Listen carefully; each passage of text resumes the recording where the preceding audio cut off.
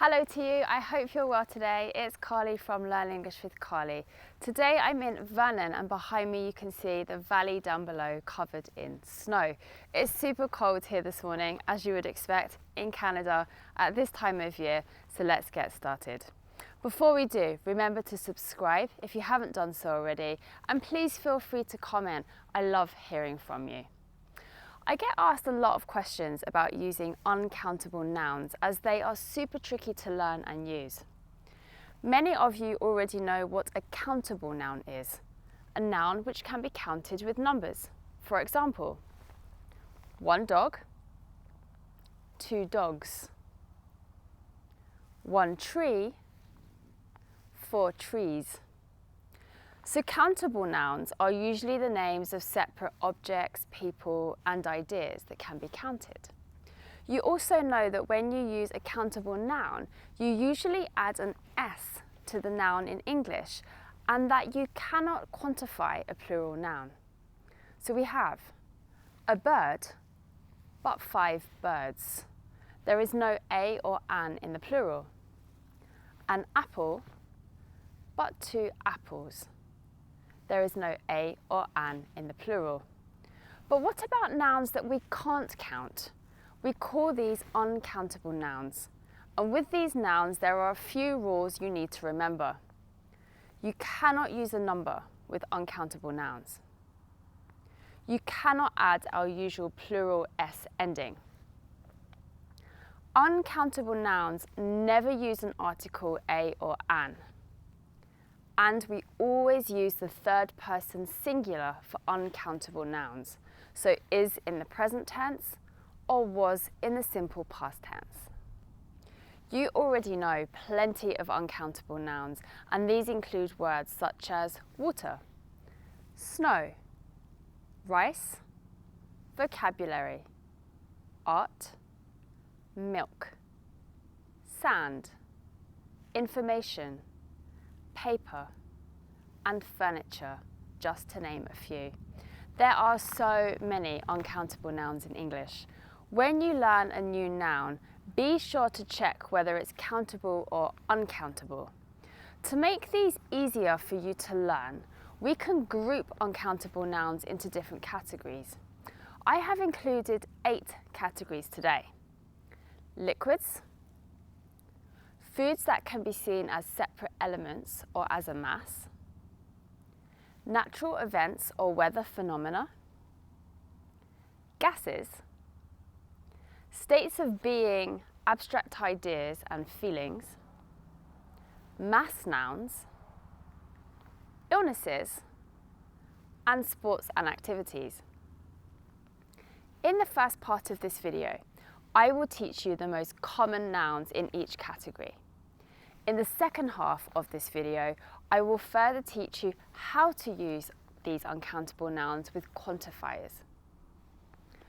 Uncountable nouns included with our first category of liquids include milk, water, coffee, juice, oil, soup, honey. It also includes liquids such as blood, petrol, or gasoline, also called gas for short here in the US and Canada. Remember the 4 things you can and can't do with uncountable nouns. There is no number, no plural ending, no article a or an, and we must use the third person singular. For example, with liquids, the water is cold, the soup is tasty, the honey is in the cupboard. Uncountable nouns in the category of food include food, seafood, fruit, rice, wheat, flour, bread, toast, cake, ice cream, cheese, butter, meat, and then the individual meats including beef, lamb and pork, for example, fish, salt, sugar and pasta.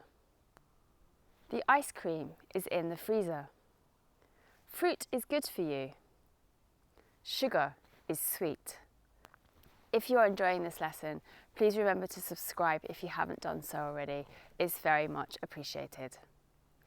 Uncountable nouns with natural events and weather phenomena include the word weather, sunshine, snow, sleet, ice, rain, thunder, lightning, wind, hail, light and darkness.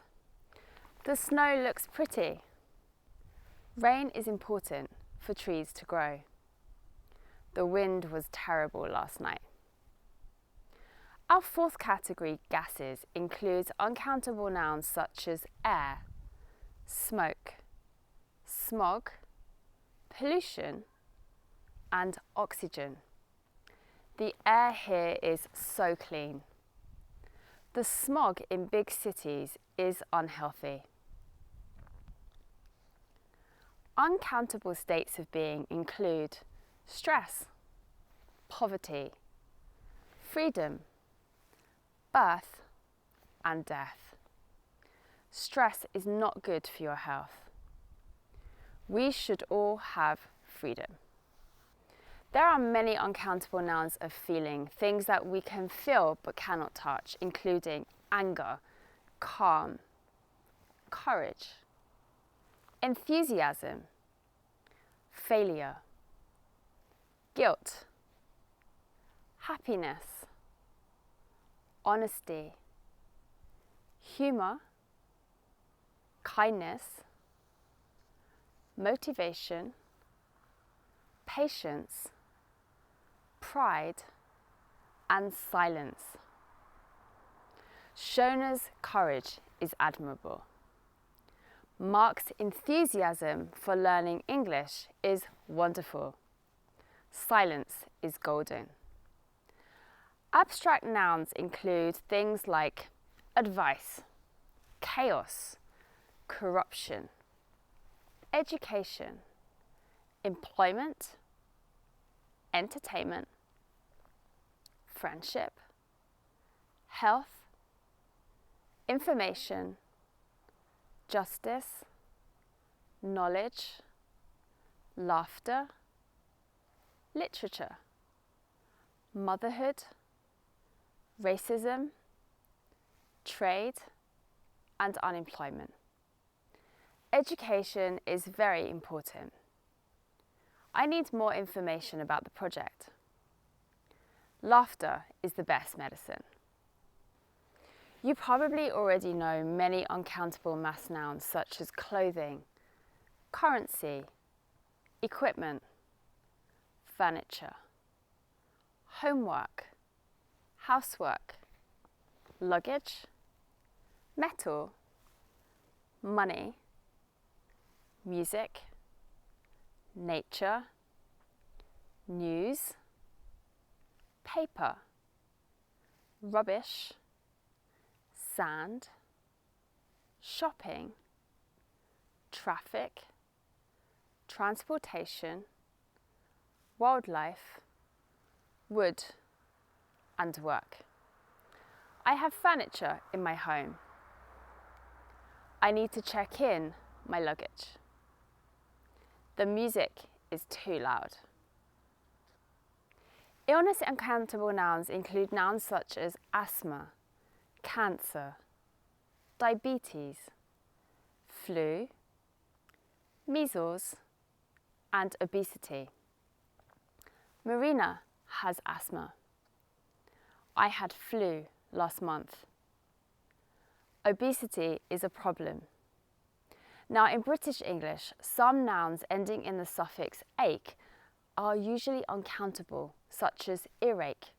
I have earache. I have toothache. I have backache. But in American English, these are countable, so you can say, I have an earache, or I have a toothache in American English. And finally, our sports and activities, such as baseball, basketball, boxing, football, golf, hockey, tennis, and volleyball. Football is my favourite sport. Now, gerunds such as cooking or driving, listening, reading, sleeping, speaking, and studying, as well as skiing and working, to name just a few, are also uncountable nouns. Reading is my favourite thing to do in my free time. There is a very, very, very long list of uncountable nouns in English. I have shared the most common uncountable nouns with you, but there are many more that you can add to these categories. Now, remember the things that you can and can't do with uncountable nouns. So we have no number, no plural S ending, no article a or an, and remember to use the third person singular. For example, the water is cold. I have sand in my shoes. There is no a or an, no numbers, no plural ending on the word sand, just the word sand. Can you hear music? Again, note that there is no a or an, there are no numbers, no plural ending, just the word music. My family eats rice once a week. No a or an, no numbers, and no plural ending. Easy. What learners of English find difficult with uncountable nouns is how to express an amount. There are quantifiers that are only ever used with uncountable nouns, and they include a bit, much, a little, and a little bit of.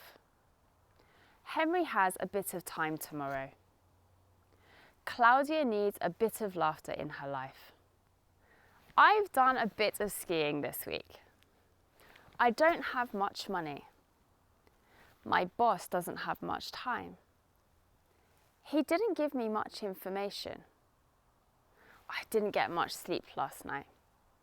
Notice that we use much with negative sentences with uncountable nouns. I have a little work to do tonight.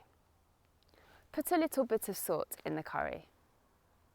There are other quantifiers that we use with both countable and uncountable nouns, including a lot of, any, enough, lots of, no, plenty of, and some. I have a lot of rice in my cupboard. I don't have any motivation today. You can never have enough happiness. Sean has lots of advice to share. There is no justice in the world. Frank has plenty of work at the moment. I have some milk in my fridge. When we want to ask questions about amounts with uncountable nouns, we use how much. How much snow is expected this week? How much courage do you have? How much sand is there on the beach? How much knowledge do you have about uncountable nouns? When referring to an uncountable noun, be sure to use this. This weather is cold. This seafood is delicious. This traffic is awful. This tea has gone cold. This homework was too easy. To summarise, uncountable nouns do not need a number or a quantity before them. They do not use the article a or an. They require no plural ending, and you always use the third person singular with them. There are specific quantifiers that are for uncountable nouns only: a bit, much, and a little or a little bit of, as well as the quantifiers that can be used with both countable and uncountable nouns: a lot of, any, enough, lots of, no, plenty of, and some. Be sure to write to me using the comments box below to practice using these uncountable nouns. Let me know if you have any further questions about using uncountable nouns. Thank you for joining me, and I'll see you again in our next English lesson. Take care, bye.